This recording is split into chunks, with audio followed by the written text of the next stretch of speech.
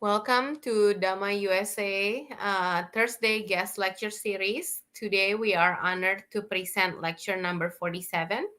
Today's topic is about Buddhism and therapy, 4 key intersections explored. Our guest speaker today is Seiso Paul Cooper, a dedicated and esteemed figure at the convergence of Soto Zen Buddhism and psychoanalytic therapy. He is also a co-founder and former guiding teacher at Two Rivers Zen Community in Narrowsburg, New York, and Lincoln Zen Center in Lincoln, Nebraska. Seiso has been an influential figure in the realm of Zen practice. He is an award-winning author known for influential publications that bridge the gap between Zen Buddhism and psychoanalytic therapy. For more of great background and information on Seiso, please visit our website at dhammausa.org. We encourage active participation from all attendees, so feel free to ask questions and share your thoughts in the comment section. We will answer at the end of the lecture. Without further delay, I invite Honorable Seiso to begin our lecture this evening. Welcome, Seiso. Thank you, and thank you for having me.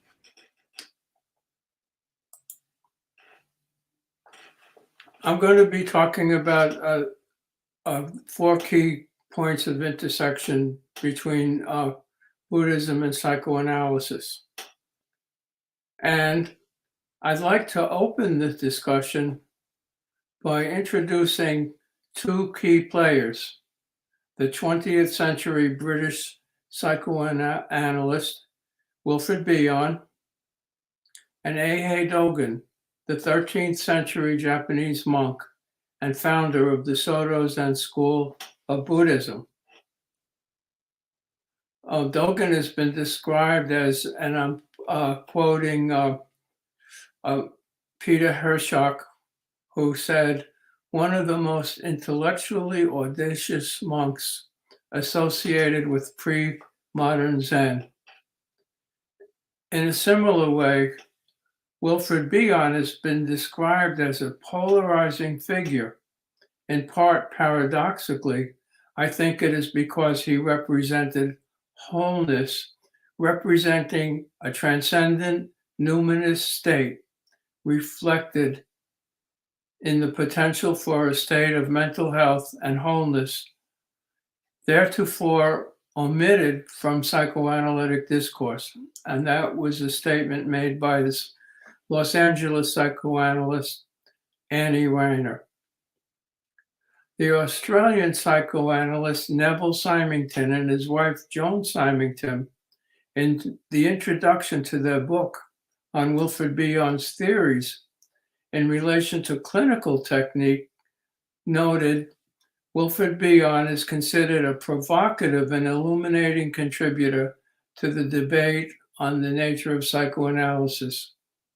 His understanding of the processes involved constitutes a radical departure from all conceptualizations which preceded him. So I think you can get an idea of why I would be drawn towards Wilfred Bion as a Zen practitioner myself. Anyway, Dogen and Bion shared a highly experiential and in the moment emphasis, and this emphasis finds expression from the Zen perspective and equally from the psychoanalytic perspective as reflected in these 2 quotes. The experience of Zazen undermines all definitions. It wears them out, empties and explodes them. Nothing remains but the absolute reality of lived experience, alone and complete. And this was a quote from the Japanese Zen teacher Taisen Deshimaru, who emigrated to Europe and brought Zen to France and other countries. And from the psychoanalytic perspective, Wilfred Bion himself wrote, any psychoanalyst who is practicing can grasp my meaning because he, unlike those who only read or hear about psychoanalysis, has the opportunity to experience for himself what I in this book can only represent by words and verbal formulations designed for a different task. And this was in the introduction to a book that he wrote in 1970 that within the psychoanalytic world was considered quite controversial. And the title of the book was called Attention and Interpretation. So, as these quotes indicate, Dogen and Bion were both highly creative, brilliant, prolific writers and thinkers. Their work shared many areas of overlap, even though they've lived in vastly different cultures, with a 700-year gap between them. They both exerted and continue to wield a radical impact on their respective disciplines. Their ideas stand independently on their own, yet at the same time, they continue to contribute to the contemporary cross-fertilization between Buddhism and psychotherapy. However, despite the highly regarded philosophical and theoretical complexity and sometimes enigmatic expression of their teachings, they both shared the practical agenda of strengthening and deepening a direct experiential realizational practice with an insistent emphasis on the experience of the ever-evolving present moment, beyond striving for the emotional truth of the moment in the therapy session, and Dogen advocating authentic practice, the lived, intuitive experiences derived through practice serves as the core of their respective orientations. The direct experience of authentic practice animates their teachings and brings them to fruition for both Buddhist practitioners and psychotherapists now in the 21st century. This common ground in their orientations finds expression in the quotes that I opened with. They point directly to the shared emphasis on the highly subjective, personal, and experiential nature of both Zen Buddhism and psychoanalysis. The experiential nature of the realizational perspective, which I have come to describe it as, serves as a fundamental converging point shared by both thinkers. It is this point of conversion that, despite major conceptual and doctrinal differences, renders Lake Bion his epistemological writings, because he radically changed his ideas towards the end of his professional life. These writings were very appealing to psychoanalysts and therapists who practice or draw from Zen Buddhist teachings, even though Bion doesn't reference Buddhist thought or practice anywhere in his writings, or that Dogen's writings were written during the Japanese Kamakura period. That was between 1185 and 1333. He lived from 1200 to 1253. This was centuries before Sigmund Freud started to think about psychoanalysis. But this convergence point can arbitrarily be elaborated based on these 4 key points of intersection that, as I mentioned, I describe as the realizational perspective. And these 4 points include the primacy of experience rooted in the present moment, a radical openness to unknowing or not knowing, a relationship between intuition and cognition, and a shift from an emphasis on static states of mind to the fluidity of psychic functions and actional relationships, meaning relationships in real life.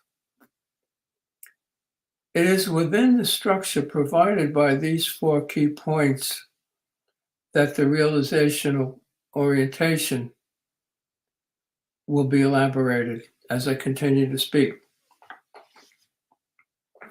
Now, there's been plenty of commentary from a psychoanalytic perspective on the practical application and underlying themes in a very brief article that Bion wrote called Notes on Memory and Desire. It's only about 3 or 4 pages.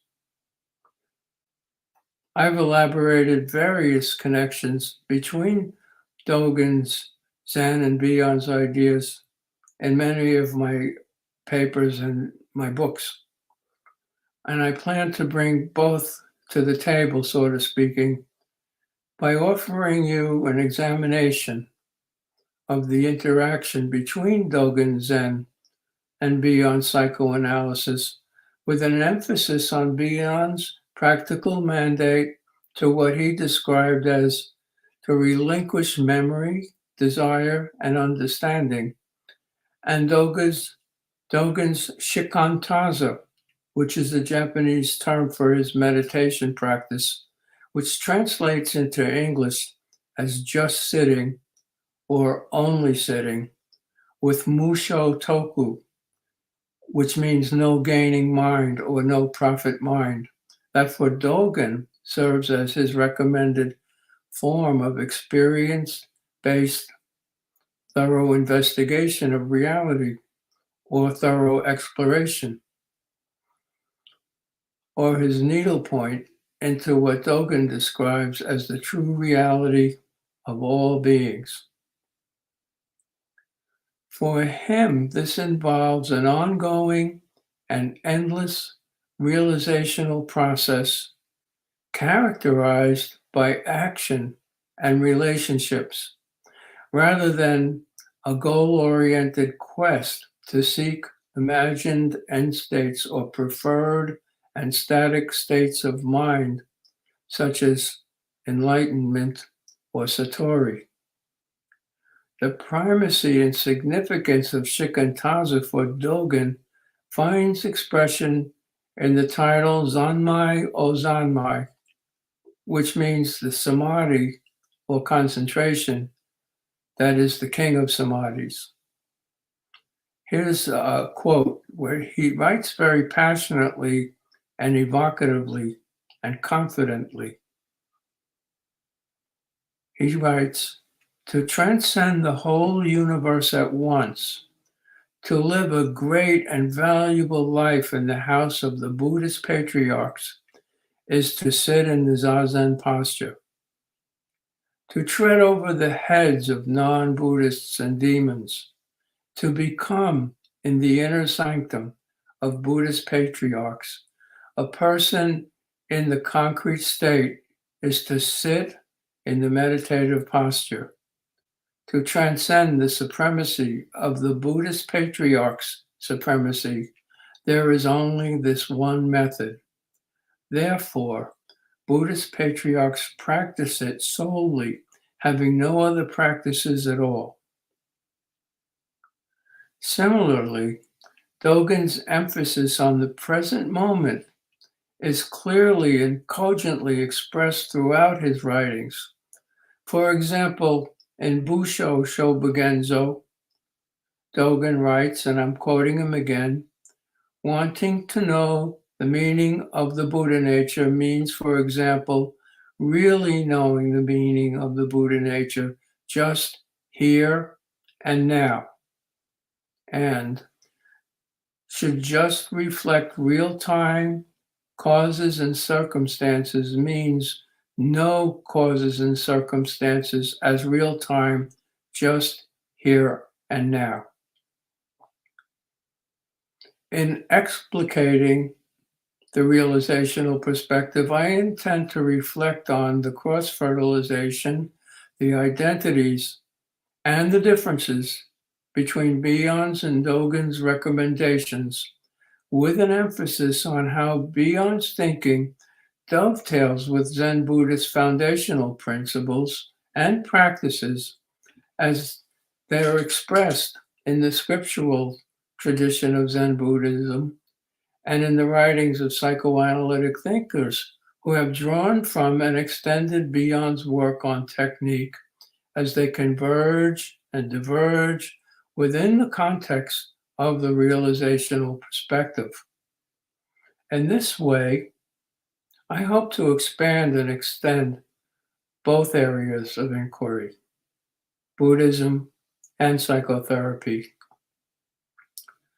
The practical significance that I intend to convey centers on the complaint by some folks that Bion really doesn't provide the reader with a clearly expressed method for accomplishing his mandate to relinquish memory, desire, and understanding. His recommended listening stance for the psychoanalyst in his instructions beyond his recommendation to tolerate not knowing until a pattern emerges, and of course, the required personal analysis that analytic candidates engage in during training, if not afterwards as well. Now, I've spent a lot of time since around 1985 exploring this literature that integrates Buddhism and psychoanalysis, and this point seems to be disregarded always. Now, Bion is rooted in the European philosopher Immanuel Kant, his notion of the unknowable, what he called the thing in itself. This mandate intended to cut through what Bion describes as sense-based knowing, with the goal of bringing our innate wisdom and intuition into the foreground and in touch with the unknowable or ineffable emotional truth of the therapeutic encounter that Bion describes simply as O. Zen, over its long history, does have the necessary tools in both its philosophy and in its practice to engender prajna, or experiential intuitive knowing. Or my favorite translation is from the Tibetan translator Evan Swentz, who was the first person to translate the Tibetan Book of the Dead, which he describes prajna as quick knowing of the lived and continuously evolving moment. On the other hand, Bion's orientation brings into the foreground the understanding and practical tools to address largely unconscious stumbling blocks encountered by the Buddhist practitioner from a perspective that contemporary Buddhist practitioners, to a large extent, seem increasingly open to. I feel that way now that I was invited to give a talk on psychotherapy and Buddhism, which I hope to draw out with clarity for the benefit of both the psychotherapist and the Buddhist practitioner. So, with this orientation in mind, I'll elaborate the 4 key points of intersection that I mentioned before. Let's begin with the primacy of experience.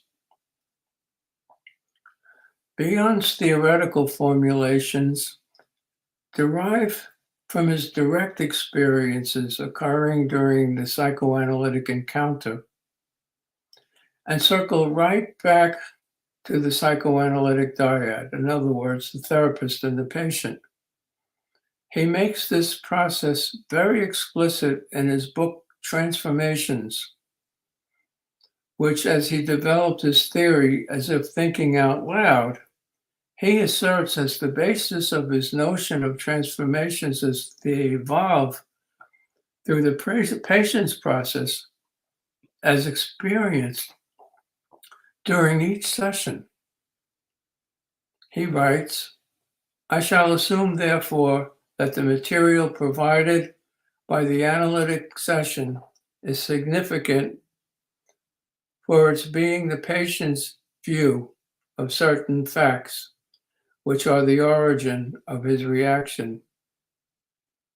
In practice, this means that I shall regard only those aspects of the patient's behavior which are significant as representing his view of O, which I mentioned is a symbol for the ultimate, ineffable, unsayable truth of the moment. And then Bion says that he'll call on clinical experience to illustrate his points. From this perspective, everything that Bion has to say about psychoanalytic practice begins with and ends with his experience.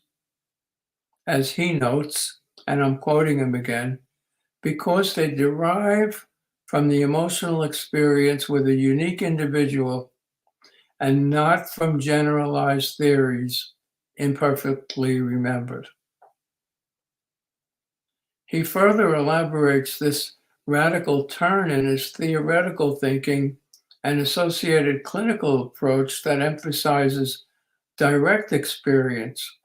And in Attention and Interpretation, the book I mentioned before, he writes, any psychoanalyst who is practicing can grasp my meaning because he, unlike those who only read or hear about psychoanalysis, has the opportunity to experience for himself what I in this book can only represent by words and verbal formulations designed for a different task. And by a different task, what Bion means is that he believed that language only describes sensuous experience, but the subject of psychoanalysis is non-sensuous. And that again goes back to Kant's notion of the unknowable thing in itself. So he emphasizes the word practicing in that quote with italics.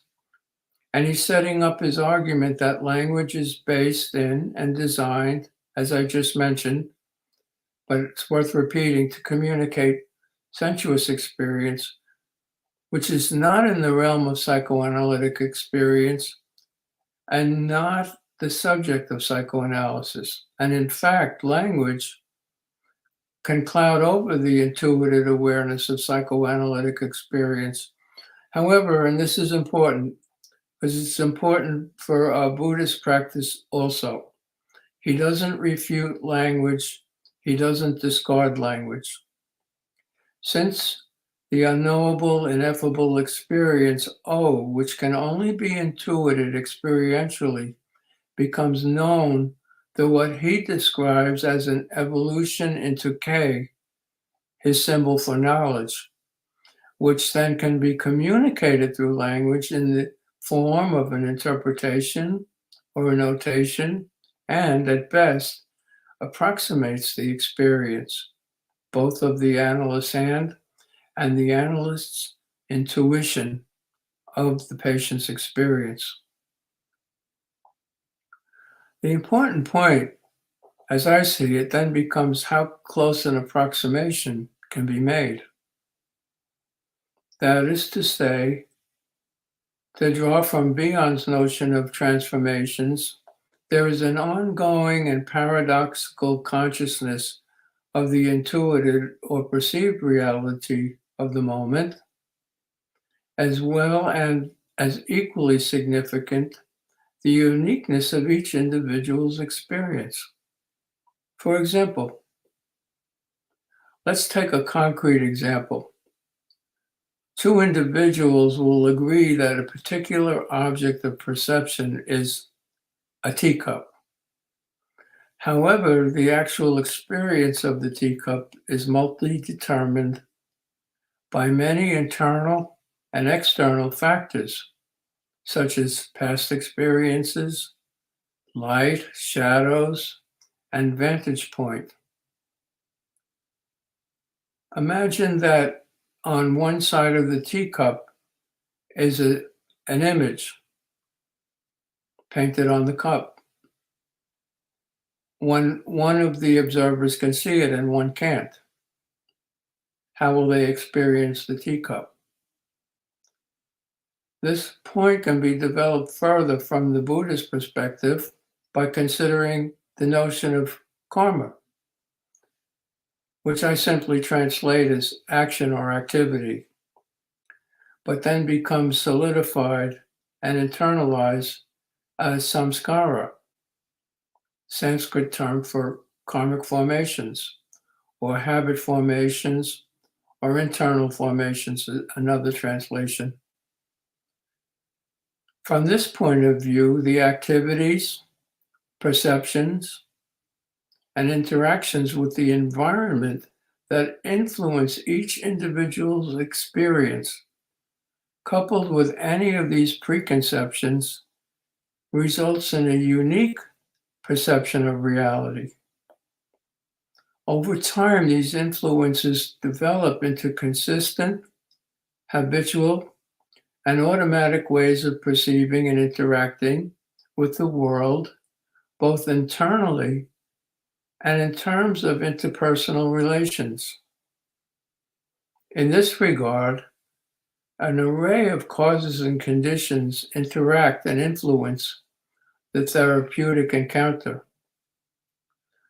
Some of these influences are conscious, and others interact unconsciously. One formulation that addresses this experiential fact is summarized in the various psychoanalytic theories of transference and countertransference, which have to do with unconscious aspects of the relationships. The therapist's perceptions in terms of how these theories are internalized will contribute to his or her preconceptions and influence what might be said about the lived, intuitive realizational experience itself. For example, perhaps a therapist influenced by Melanie Klein would interpret the anxiety related to an unconscious fantasy. From the self-psychological perspective that was developed by Heinz Kohut, perhaps the therapist would say something about the self-state of the patient. Then there are the multiply determined ways based on causes and conditions that create and solidify internalized preconceptions that would influence the many possible patient responses. What is the immediate experience of the analyst? What's the immediate experience of the patient? And to use a Buddhist formulation, what is the dependently co-arising context of the moment? These are all questions to be considered. Let's move to the second point, radical openness to unknowing. Both Bion and Dogen orient themselves to a relinquishment or a coming to terms with the habitual dominance of cognition and linear rational thought processes in order to generate realizational truth. They both turn the emphasis on accumulating knowledge on its head and instead emphasize the experiential authenticity and truth. For example, The British psychoanalyst Eric Rode, following Bion's lead, sums up the realizational orientation in terms of what he describes as a mystical perspective. He describes this clearly, cogently, and succinctly in terms of what he calls a gap. I'll quote him here. Some people seek to name and personify the gap, perhaps as a nameless dread. The continuum and any conceivable break in it begin to separate. The continuum transforms into the eminence of the natural world, while the break in the continuum gives utterance to a transcendental and supernatural order. So he values openings. Openings emerge when we allow ourselves to tolerate not knowing. So both Bion and Dogen advocate being as open as possible to the infinite, ineffable, non-sensuous, immediately experienced present reality accessed through intuition. Dogen addresses this orientation cogently and playfully in terms of inmo, which means suchness or thusness or being as it is, or to use Zen parlance, that which is or just this is it. He also uses the term gujin or total exertion or total penetration to describe this sense of wholehearted openness to currently evolving experience. Alternatively, he uses the term hensan or thorough exploration to convey the same intention. For instance, in terms of the immediacy of experience in hensan, Dogen writes, and I'm quoting him here, unless the truth of thorough exploration is actually manifest in the present, experience of the self is impossible. An experience of the self is unsatisfactory. Experience of others is impossible. An experience of others is unsatisfactory. Experience of a person is impossible. Experience of I is impossible.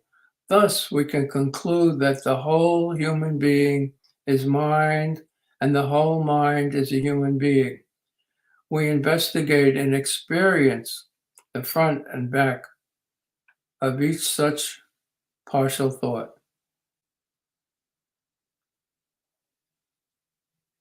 Now, influenced by D.T. Suzuki's Zen orientation, the psychoanalyst Karen Horney provides a poignant example of how this notion has influenced her approach to psychotherapy.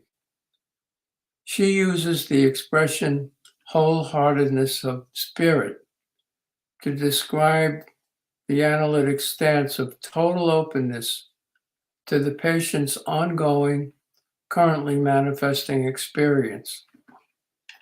She quotes a Zen encounter dialogue to explicate this orientation. She prefaces the story by commenting, and I quote her, "It is interesting to note in this connection that in Zen Buddhist writings, sincerity is connected with wholeheartedness, pointing to the very conclusion we reach on the basis of clinical observation, namely that nobody divided within himself can be wholly sincere." She then quotes this Zen dialogue. A monk asks, "I understand that when a lion seizes upon his opponent, whether it is a hare or an elephant, he makes an exhaustive use of his power. Pray tell me, what is this power?" The master says, "The spirit of sincerity, literally the power of non-deceiving." Horney then offers a quote from D.T. Suzuki in way of explanation. "Sincerity, that is, not deceiving, means putting forth one's whole being, technically known as the whole being in action, in which nothing is kept in reserve, nothing is expressed under disguise, nothing goes to waste. When a person lives like this, he is said to be a golden-haired lion. He is the symbol of virility, sincerity, wholeheartedness. He is divinely human. For beyond, unknowing begins with the primitive states of what cannot yet be represented psychically.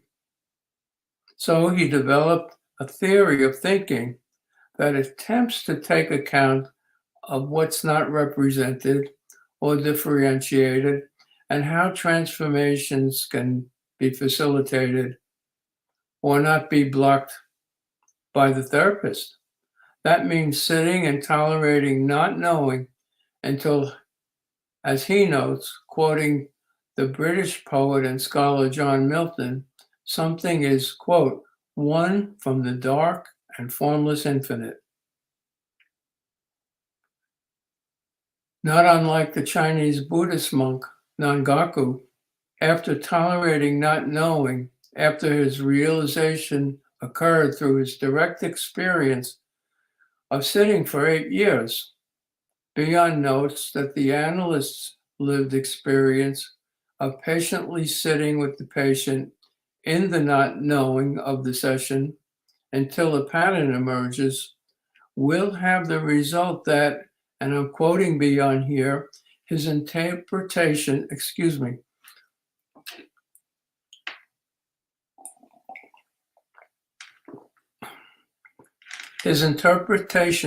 should gain in force and conviction, both for himself and his patient, because they derive from the emotional experience with a unique individual and not from generalized theories imperfectly remembered. From a Bionic perspective, the European Beyond scholar Rudy Vermota comments in terms of transformations in awe, where losing oneself in awe of the infinite unknown can have a liberating and changing effect. And I can imagine that you might have experienced that in your own meditation practice. And this orientation threads its way through writers who speak from a Bionic perspective. Similarly, it's an interesting parallel here. Dogen notes in an article called Genjo Koan, which means reality here and now, to carry the self forward and illuminate myriad things is delusion. That myriad things come forth and illuminate the self is awakening. Those who have great realization of delusion are Buddhas. Those who are greatly deluded about realization are sentient beings. Further, there are those who continue realizing beyond realization, who are in delusion without delusion. When Buddhas are truly Buddhas, they do not necessarily notice that they are Buddhas. However, they're actualized Buddhas who go on actualizing Buddha.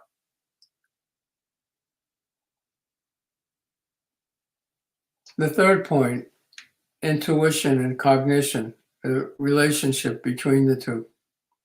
As I mentioned before, Beyond uses O to point to the ineffable, essentially unknowable reality or truth of the moment. He also uses K to denote cognitive knowing. So O and K serve for Beyond as two very different ways of understanding the moment, which he argues is in constant flux. He distinguishes between experiencing and intuiting the unknowable data of psychoanalysis, which he notes as transformations in O, and speaking about the known or transformations in K. Beyond uses O rather than a term to keep the psychic space open and unsaturated with preconceived meanings.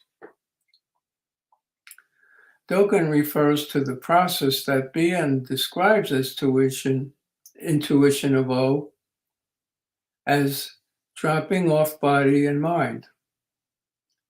In his first writing on meditation, Fukan Zenji, or Universal Principles of Buddhist Meditation, he argues no traps or snares can ever reach it.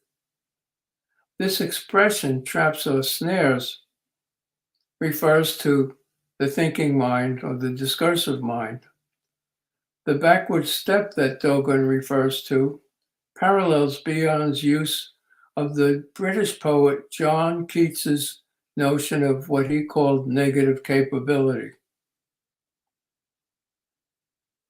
Dogen therefore advises the student to cease from practice based on intellectual understanding, pursuing words and following after speech, and learn the backward step that turns your light inward to illuminate yourself.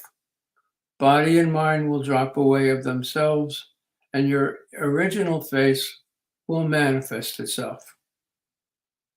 Now, original face refers to the immediate experience of the moment before descriptions and concepts set in.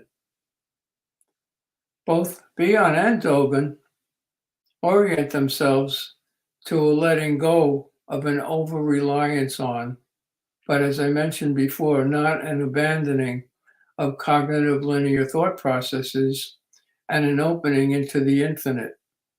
Both are advocating being as open as possible to the infinite, non-sensuous experience accessed through intuition.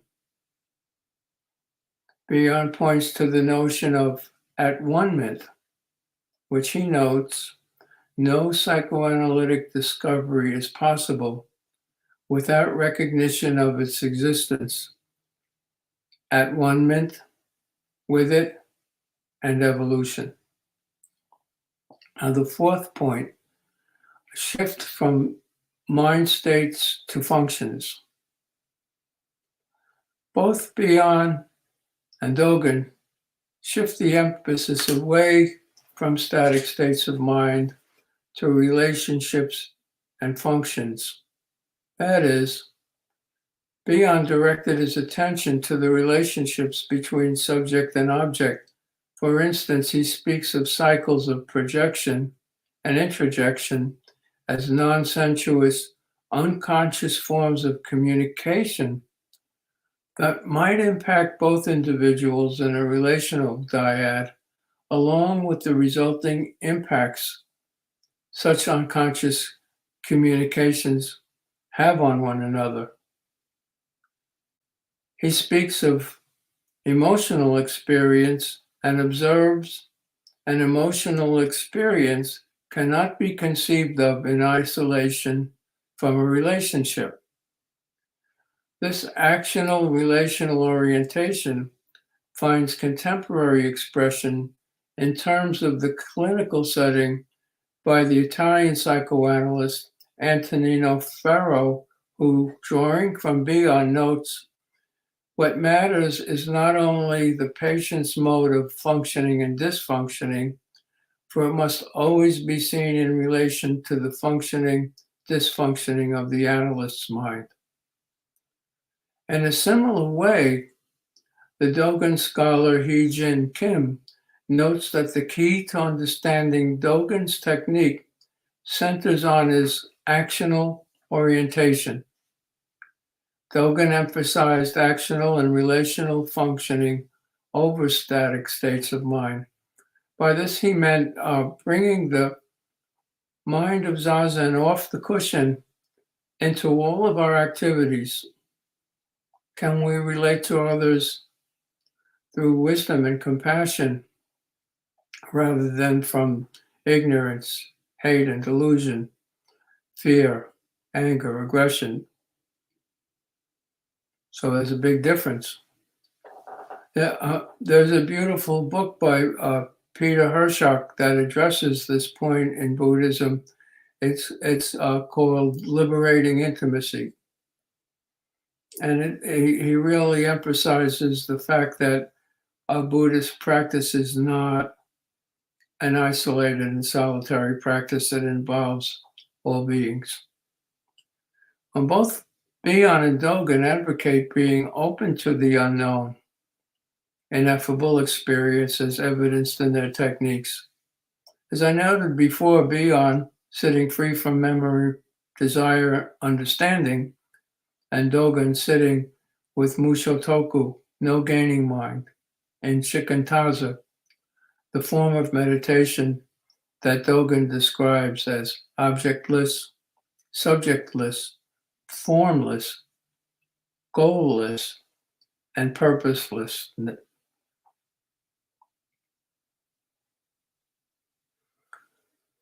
So that's the 4 points, but I like to take a moment to talk about some basic differences. Because in a sense, when there's so much emphasis on the similarities, which is very useful, what about the differences? I mean, if they were both the same, for example, why would we need to look at both of them? So there's been many insightful parallels between psychoanalysis and Buddhist thought that various writers have explored, and they're interesting and useful. And all of these articles contribute to a cumulative development and enrichment of the ongoing cross-fertilization of both disciplines.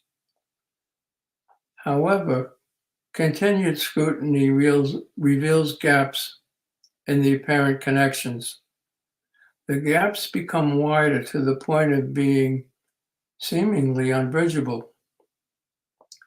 The problem that gets generated is the potential for biasing what we could call one side over the other. For example, making a spurious or simplistic identification of similarities on the one hand, and on the other, making largely misinformed distinctions. Adding to this difficulty is the issue of perception, which Buddhists describe through the seemingly paradoxical notion of the identity of the relative and the absolute. Relative being, often referred to in Zen parlance as the 10,000 things, addresses our uniqueness as individual beings in the world and the distinctions we encounter in everyday life. Absolute being refers to the oneness or the inherently empty nature of reality. All existence is interconnected as whole being, subject to causes and conditions. Paradoxically, we are simultaneously one and many. Now, applying this core Buddhist notion, the experience of reality becomes contingent on the ongoing perceptual shifts that oscillate between relative being and absolute being, which is really one being, and in turn, though, describes the unbridgeable gap as well as the identities between Buddhism and psychotherapy.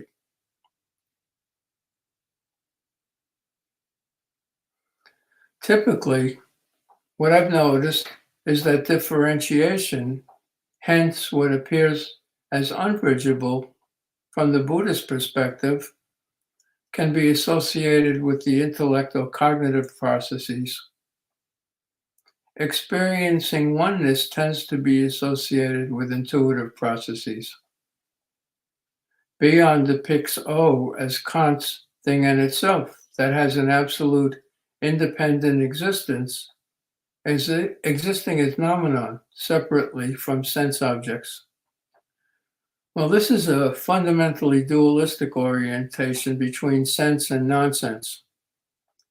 The dualistic tendency in this respect, from Bion's point of view, centers on the mind being split between memories, desires, and understandings, and the experience of presence, the possible feeling of anxiety coupled with the attempt to disavow or split off any uncomfortable feelings. Beyond advises that these anxious feelings are part and parcel of the experience of initially engaging in his method. So, for example, this type of situation can occur by actively or anxiously searching for a memory of something that was said in a previous session and losing awareness of what's presently occurring and experienced. On the other hand, remaining present with the not knowing of the session, free from any conceptual anchors, can engender its own anxiety. Now, in contrast, Dogen describes a radical non duality that includes both duality and non duality. This paradoxical situation requires dualism to be included in order to posit a truly all inclusive, non exclusive, non dualistic orientation. Dogen's radical non dualism is implied in his expressive and realizational approach to spiritual realization, which, for example, is clearly emphasized in his writing Bendoa, the wholehearted practice of the way. For example, in terms of experience through practice, he writes, for the enjoyment of this samadhi, the practice of zazen in the erect sitting posture has been established as the authentic gate. This dharma is abundantly present in each human being, but if we do not practice it, it does not manifest itself. And if we do not experience it, it cannot be realized.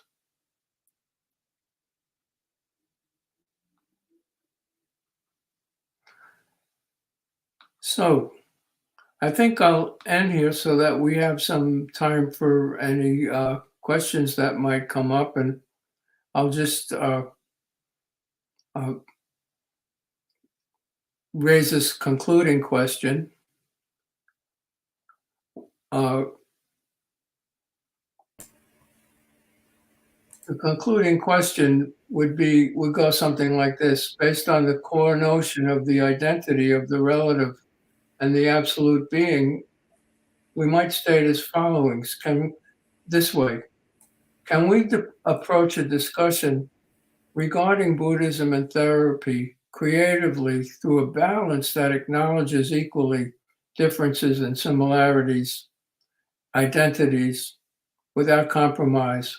And without compromise, I mean without the filter of what Beyond describes, as I mentioned before, preconceptions that oversaturate psychic space and result in the loss of freedom to remain open to evolving experience. What do we encounter in any moment, whether it's in the psychotherapeutic situation or in everyday life? What do both individuals bring to the encounter? What is the situation? Can we approach it with compassion and wisdom? Thank you.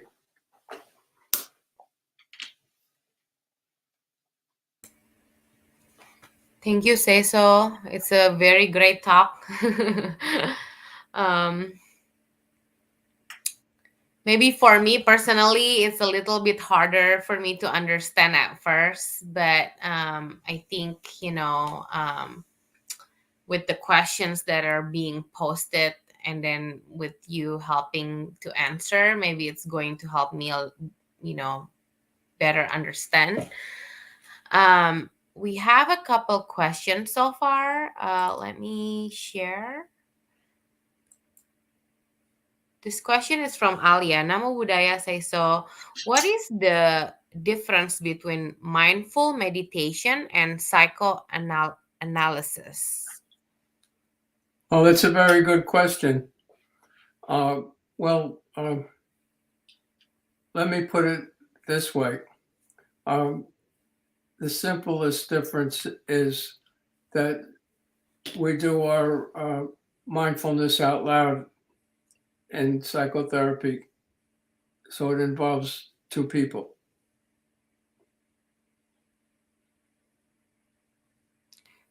So basically, we can do psychoanalysis therapy anywhere, right? Like at home, but it has to be with somebody. Is that what you mean? Yeah, Okay. it would have to be someone that understands was trained in the basic principles of psychoanalytic therapy and knows how to work with them in the conversation that takes place. And that means understanding and being able to sense or intuit what might be going on unconsciously, Okay. what's not said, because what's said by the patient is obviously conscious, or they wouldn't be able to say it. But what's going on unconsciously?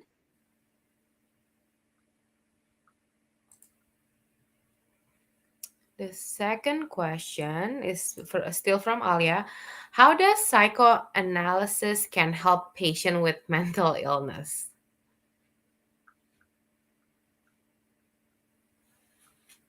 Well, that's a very good question. Um, and it would depend on the individual, I think, because we're all Mhm. different. We all have similar tendencies in us, but we're also different because we have different causes and conditions. And the idea is that once the person can see the true nature of reality, to use a Buddhist phrase, they can make different choices to change their life, because it gives us the power of choice.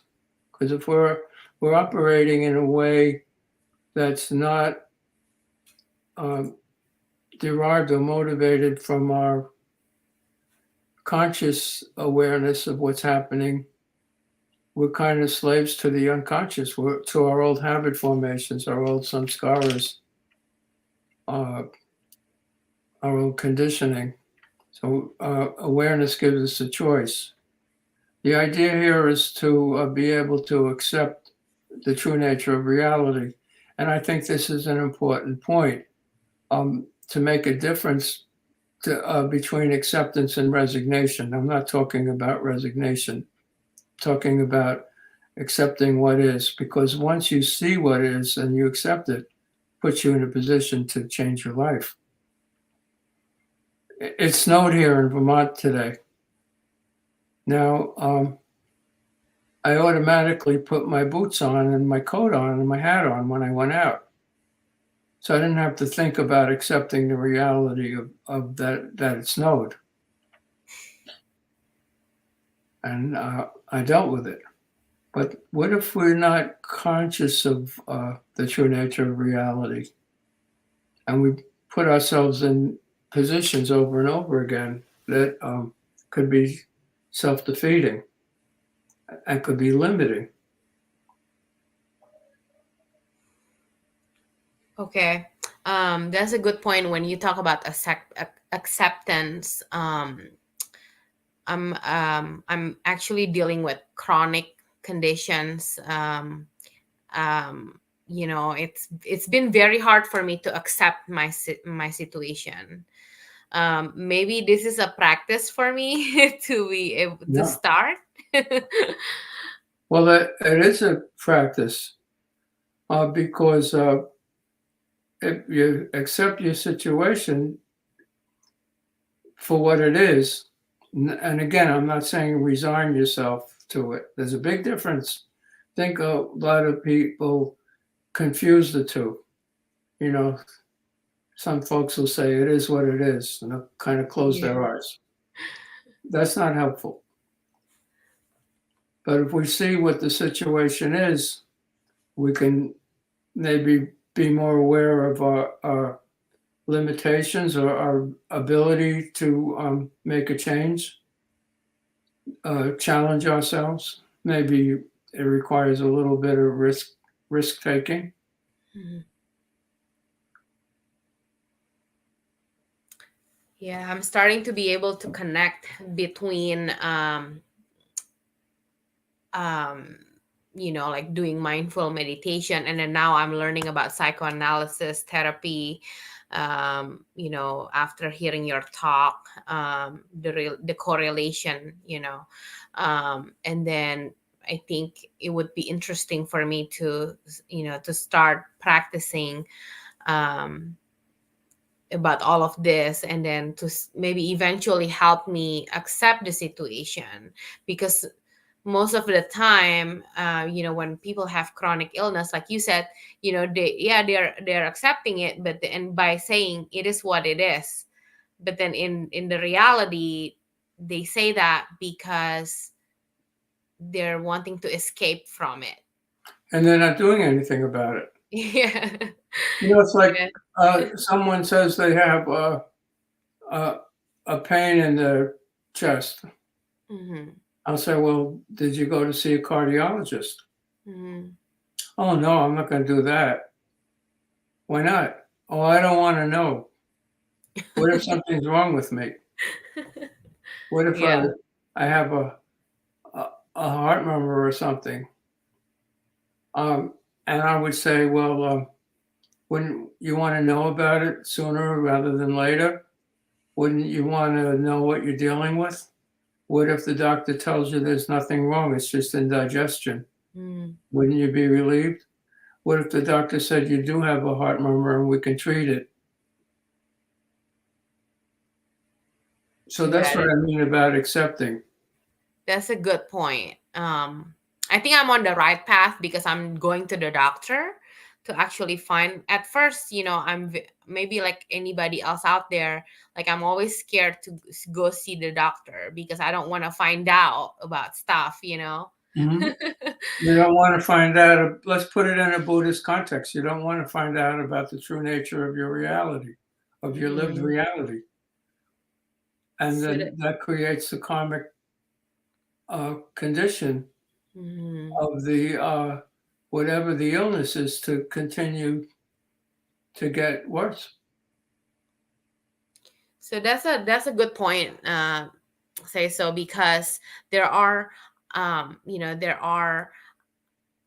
other people out there that misunderstood the concept of the mind and the body, because they say, okay, well, if the mind doesn't know what I have, or it can heal, like it can heal the body. Like, let's say that somebody has like cancer, and they never got diagnosed with it, but they kind of already know what's wrong with them, but then they refuse to know, and then they believe that, because I don't know it, and I keep thinking that I'm healthy. I train my mind, to think that I'm healthy, and I'm able to heal from it. I think that's not right thinking, in my opinion. Mhm. Yeah, we need to use all that right thinking. Yeah. It's- We have another question. How does Zen Buddhism differ in treatment of psychotherapy?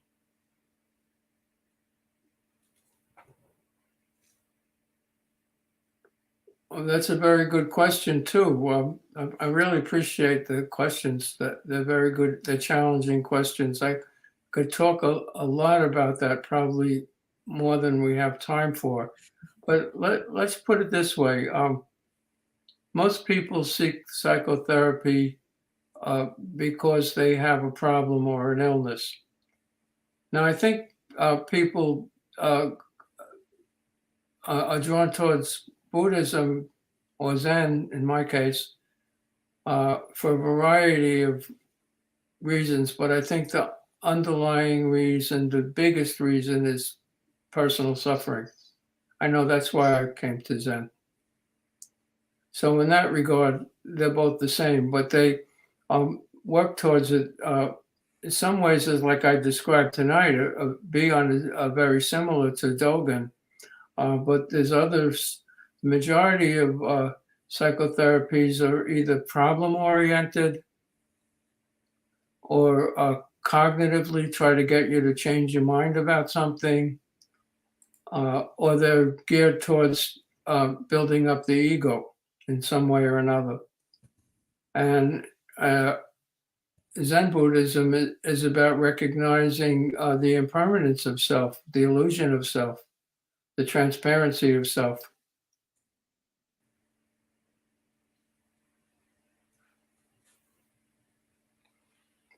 I hope that. So they're different in that regard. Oh, you mentioned the body mind before. I think I'll be giving a talk next week on body mind unity, so that you might find that helpful in terms of facing illness. Sure. Is there a link that we can have? Well, we didn't prepare the talk yet. Oh, you haven't? Okay. Yeah, I'm in the process of working on it. Okay. And will that be will the talk be published in YouTube or? I well, I think Bonte and I scheduled it for next week. Okay. Okay. Oh, that's right. That's right. Yes, it's for the next week's guest lecture, I believe. Yeah. Yes. Okay. Yeah. I will be there. It's Great. very interesting because there's a lot of people who misunderstood about it, right? They claim that they understand Buddhist teaching, and then like let's just throw an example. So my dad, who passed away last year because of gastric cancer, he practiced meditation after he was diagnosed, and he claimed that it helped him to deal with the situation because it was very hard for him to accept it at first, because it's nobody wants to be diagnosed with that disease. So he said that, and I asked him, I said, so dad, how are you coping with this? And then he said, I'm just learning to accept the fact that I do have cancer, but sometimes I feel fine, sometimes Mhm. I feel like I don't have cancer, and but he's accepting it, and he was very calm about it. And I'm pretty proud. I wish that I can, like I can be like that, like practicing how to accept my condition. Well, that's it. Keep practicing no matter what. Mm-hmm. I think that's the strongest advice I can give anyone about whatever their motivation is. Just keep practicing no matter what. Mm-hmm. Yeah. All right. I think that's pretty much it for today. Thank you so much, Seiso, for taking the time. I know it's late there. um, we look forward to having you again next week. And yes, I'm pretty sure next week we're gonna get a lot more questions. Just because we're gonna be talking about the body and the mind. So Mhm.